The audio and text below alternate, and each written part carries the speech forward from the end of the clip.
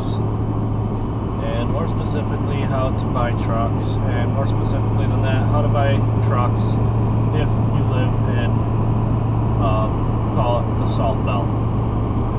This is the Northeast, really anywhere that gets snow and uses salt on the roads. I live in upstate New York, and we'll start off.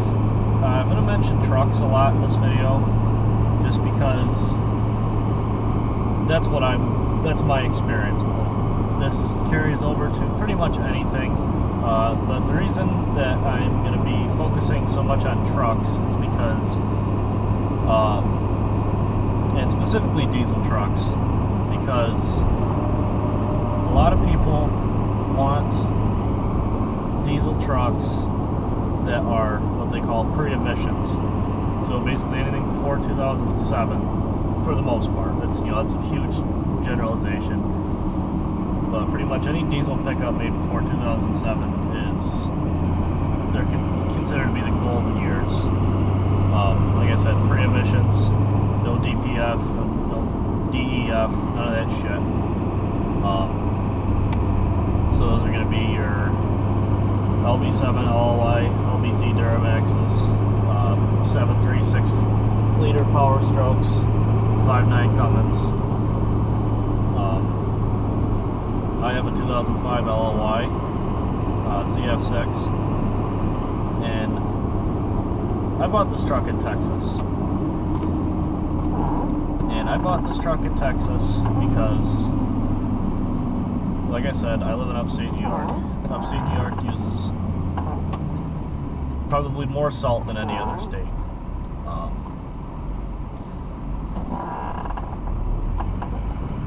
If you look at any truck, car, SUV, whatever it is, that's been in New York for more than a couple of years and has been driven in the winter, you can tell. It's not hard to tell. Look at cab corners, rockers, frame, brake lines, wheel wells, fenders, it all rots out. And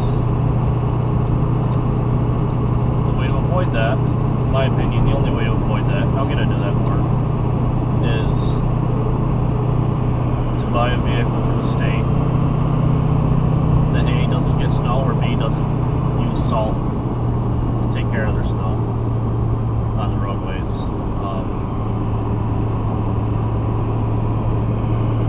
It took me a long time to find this truck. I've wanted a truck like this for a very long time. I've been actively searching for about 3 years. And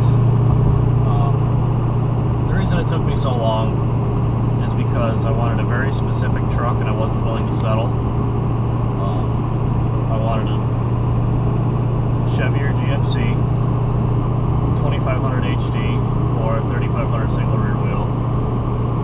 Crew cab, wouldn't settle for an extended cab, 8-foot bed. Had to be an 8-foot bed, had to be a Duramax, had to have a manual transmission, had to be 4-wheel drive. I was not willing to compromise on any of those. And because of that, it took me a long time. I plan on keeping this truck basically forever.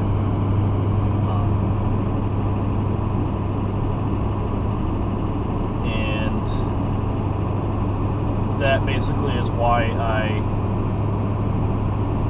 spent the extra time to find what I wanted the first time.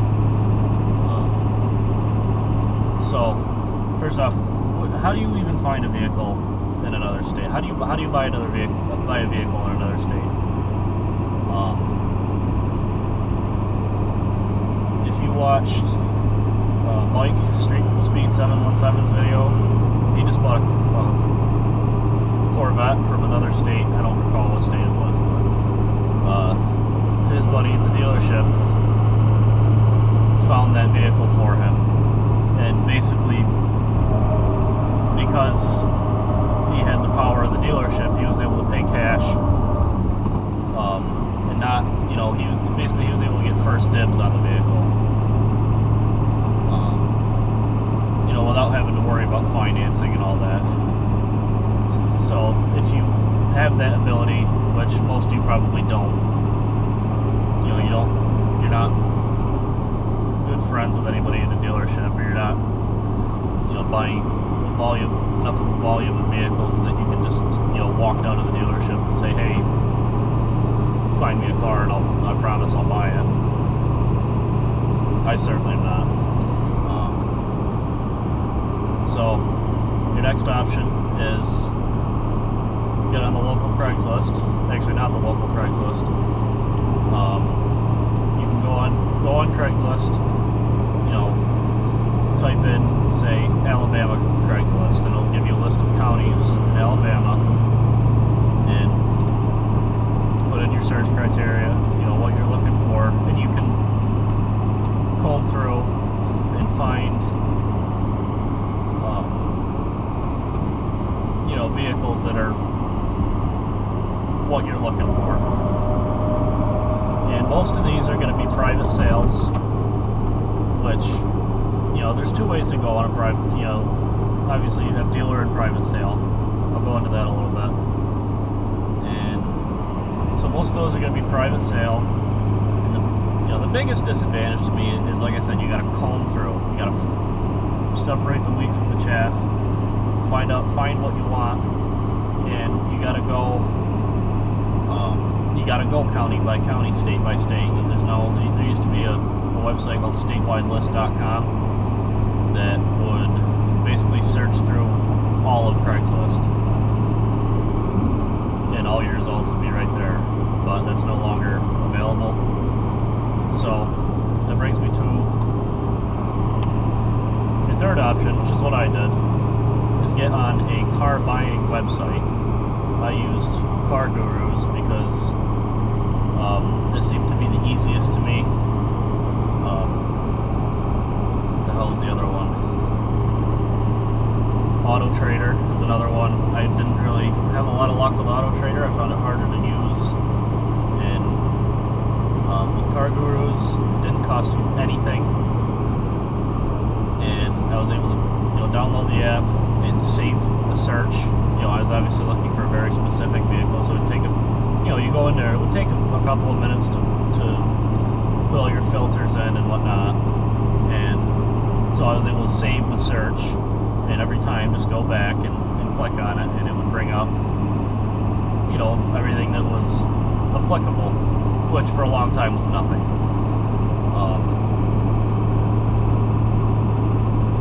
So that's a big advantage, is that you can put in filters. You can put in options like crew cab, extended cab, regular cab, long bed, short bed, you know, two-wheel drive, four-wheel drive, diesel, and manual transmission. And it will only show as long as the listing's right. A lot of times with the manual transmission vehicles, you gotta look at the listings, because it'll have, like, you know, in the listing, it'll have, you know, automatic transmission with manual shift or something, and the website will classify it as a manual transmission, but obviously it's not. So you gotta watch out for that if you're looking for a stick truck. So I used Car Gurus. That was a good, you know, just seemed like a good, reliable place to look for vehicles, and you can search nationwide all at once. Now, the other thing is Car Gurus is going to primarily show you dealer websites.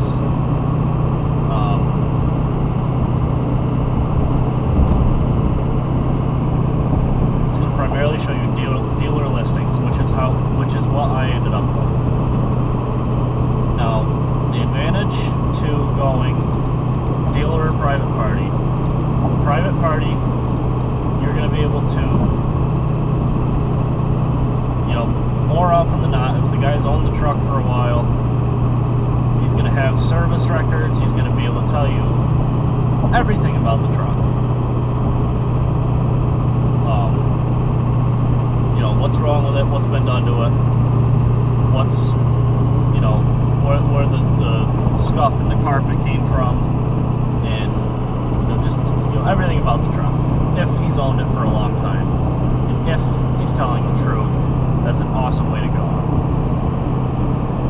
But the problem is, after that truck is gone, that guy does not have to hear about it ever again. So there's really nothing stopping him from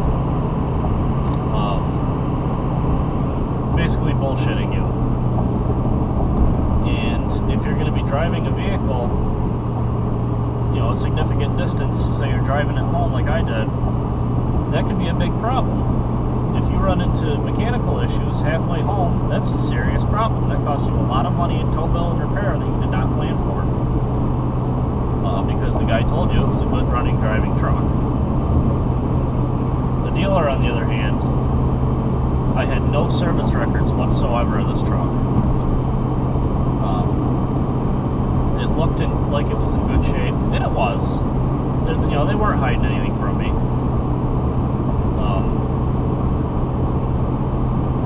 But the dealer has a reputation to uphold. I bought this truck. I'm going to give the dealer a shout out. I bought this truck from North Texas Direct LLC. You know, I'm giving them. The only reason I'm giving them a shout out is because they took good care of me, and they stock a lot of trucks, a lot of diesel trucks, and they're very experienced with selling to basically out-of-staters like myself. He was very familiar with the process. I called him up. I said, you know, funny story. I'm from New York and I want to buy this truck. He says, oh yeah, that's you know, we get that all the time. So that was, you know, comforting knowing that they had experience with it, and they, you know, other people have done that, and, you know, been there, done that. So that was a nice thing. But, you know, read the dealer reviews. You know, there's all kinds of them, especially, you know, like say at Car Gurus, there's all kinds of dealer reviews. There's no reason you shouldn't be going into it blind. You know, this truck had 40 or 50 some pictures on the website, which, you know, is always a good sign. It's a sign of a good dealer. You know, they're taking pictures of the dings and the dents and the shit like that in the truck, and the, you know, they're not trying to pull the wool over your eyes by putting 6 pictures up and trying to sell the vehicle.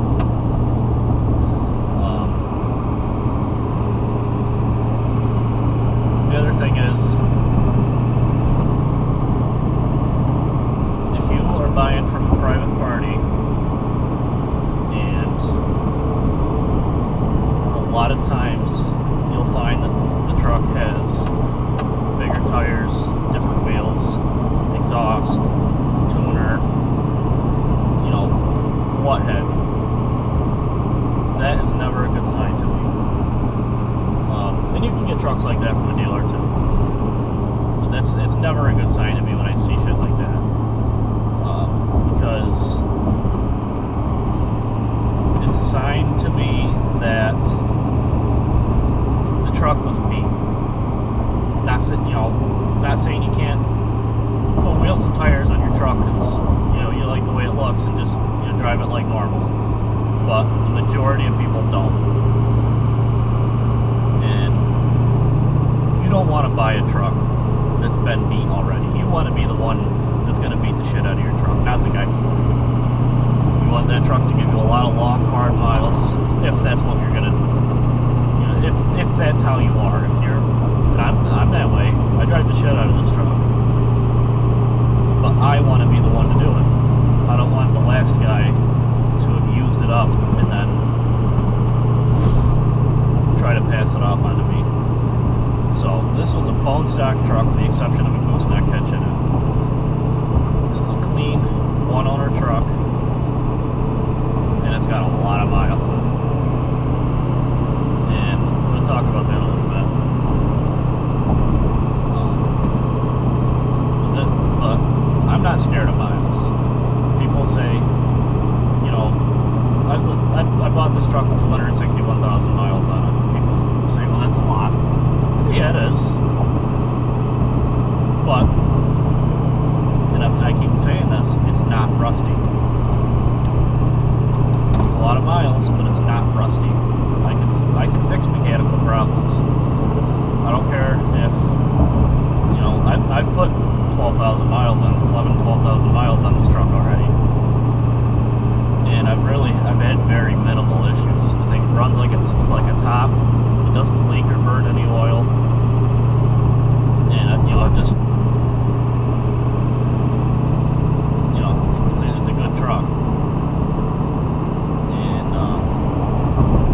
And it's not rusty. You know, like I said, I can fix mechanical problems, but in my opinion, you cannot fix rust permanently, you know, the right way.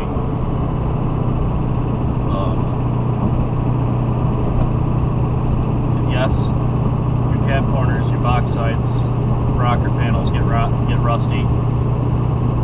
You can, let's say you get a whole new cab bed front clip for your truck, and looks great, looks awesome, looks like it just rolled out of the showroom floor. But underneath, you're gonna have rusty brake lines, you're gonna have rusty fuel lines, you're gonna have rusty frame sections, you're gonna have rusty cross members, you're gonna have rusty bolts, rusty control arms. It's all still just as rusty as it was before you took that cabin box off and replaced them. And unless you've got a lot of time and money, like my dad did actually, because he's in the body business, you got a lot of time and money to take the entire truck apart, clean everything, replace everything that's rusty, and paint it all, and rust proof it.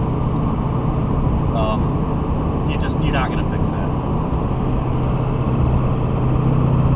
So every time that you get under that truck, you go to turn a bolt, it's going to fight you. Every time you got a big heavy trailer behind it, you're going to be wondering, are those brake lines still good? You know, is somebody going to pull out of me and my brake line's going to blow because I jam on the brakes and I have 20,000 pounds combined slamming into this family of four because my brake lines were rusty. That's unacceptable to me. And I did not want to go down that road. So, here I am in a Texas truck. Or, you buy a brand new truck.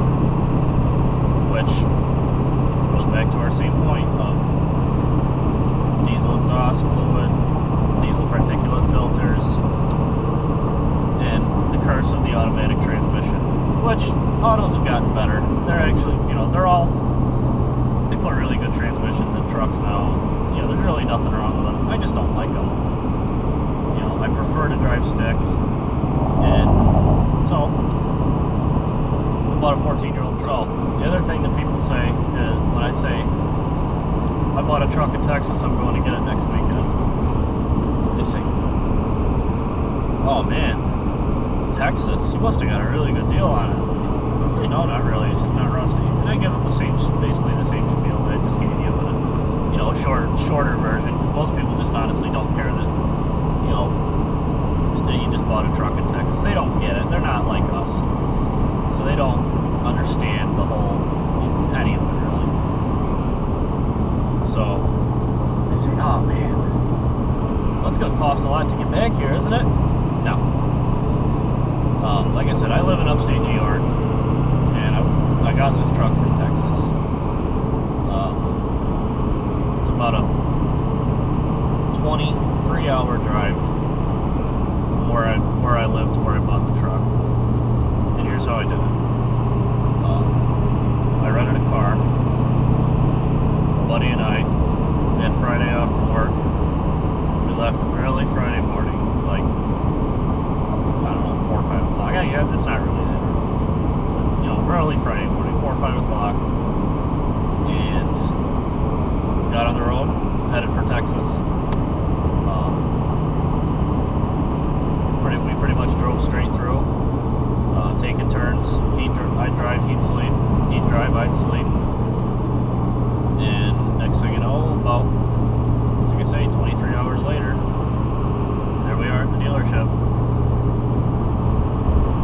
sat in the car, slept for,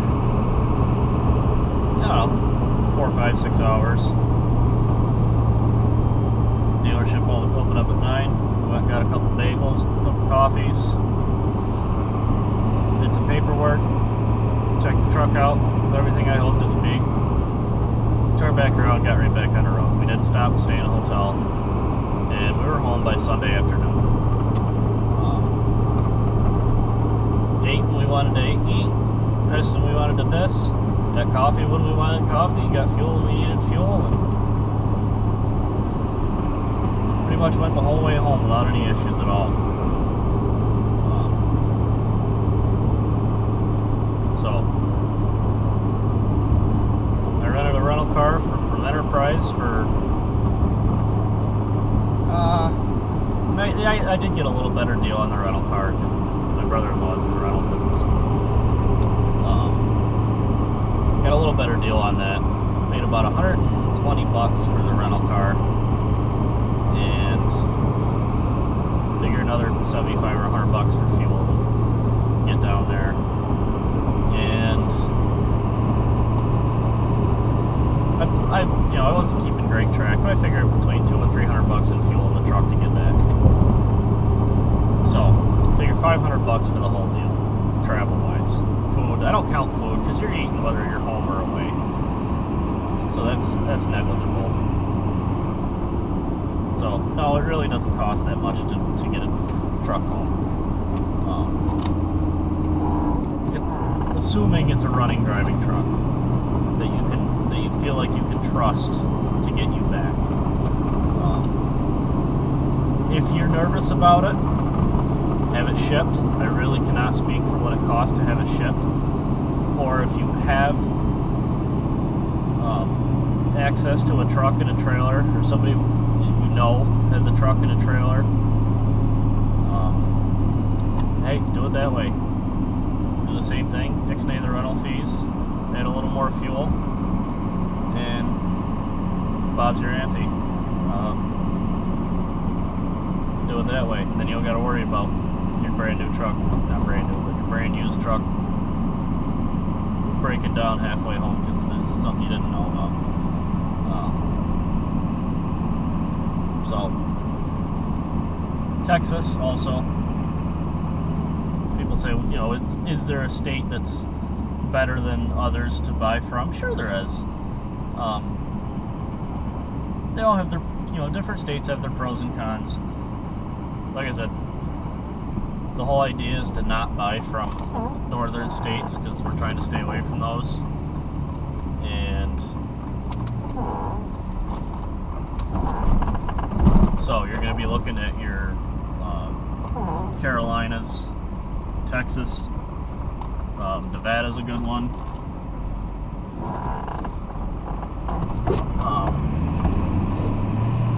Tennessee, Georgia.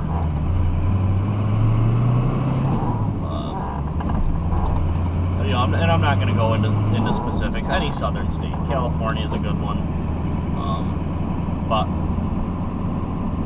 what you want to take into consideration, I'm not going to say look out for it, what you want to take into consideration is you've got the hot states, you've got the hot states, you've got hot states, whatever, our colors.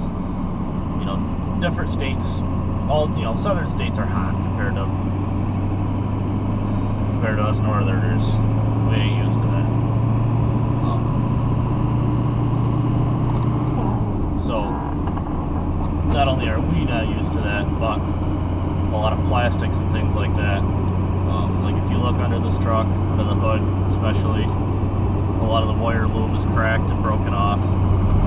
The block heater cord that's obviously still zip tied together up under the hood is dry rotted. That's just because of the heat. You get, especially in Texas, everything's wide open. Everything's 80, 90, 75, 80 mile an hour. And you just build up a lot of heat under a hood like that. Especially in the 110, 120 degrees out. Shit cracks. If